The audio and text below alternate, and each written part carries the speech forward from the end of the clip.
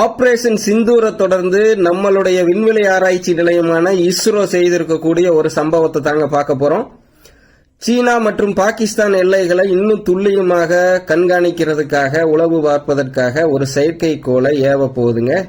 RISAT 1B அப்படின்னு சொல்லிட்டு வருகிற 18ஆம் தேதி இந்த செயற்கைக்கோள் ஏவப்பட இருக்கிறது. கிட்டத்தட்ட 1800 கிலோ எடை கொண்ட இந்த செயற்கைக்கோள் ஏவப்பட்டதிலிருந்து 3 மாதத்துல முழு வீச்சில தன்னுடைய செயல்பாட தொடங்கும் அப்படின்னு சொல்றாங்க. இந்த தகவலையும் சேர்த்து நம்ம நாட்டு மக்களிடையே கொண்டு போய் சேர்த்துங்க. ஆபரேஷன் சிந்தூரை தொடர்ந்து நம்ம பாரத தேசம் எடுக்கக்கூடிய ஒவ்வொரு நடவடிக்கைகளையும் ஒவ்வொரு இளைஞர்களிடமும் கொண்டு போய் சேர்த்து நம்ம நாடு எந்த அளவுக்கு முன்னேறி கொண்டு இருக்கிறது, எந்த அளவுக்கு தொழில்நுட்பத்தை கையாளுது, வல்லரசுகளை விட சிறப்பா எப்படி செயல்பட்டு கொண்டு இருக்குது அப்படிங்கிறத அவங்க மனதில் விதைச்சு விடுங்க.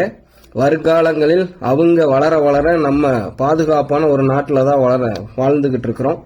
நம்ம நாடு மற்ற நாட்டுக்கு எந்த அளவுக்கு சளைச்சதில்லை, நம்ம கிட்டையும் திறமைகள் கொட்டி கிடக்குதுன்னு அவங்க மனசுல பதியட்டும்.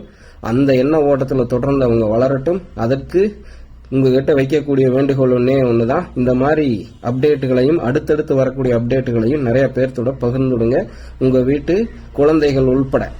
இன்னும் நிறைய தகவல்கள் தொடர்ந்து வைத்துக் கொண்டே இருக்கிறேன். நான் உங்கள் சிசி நியூஸ் குரு, ஜெம்சி நெட்வொர்க்ஸ்க்காக.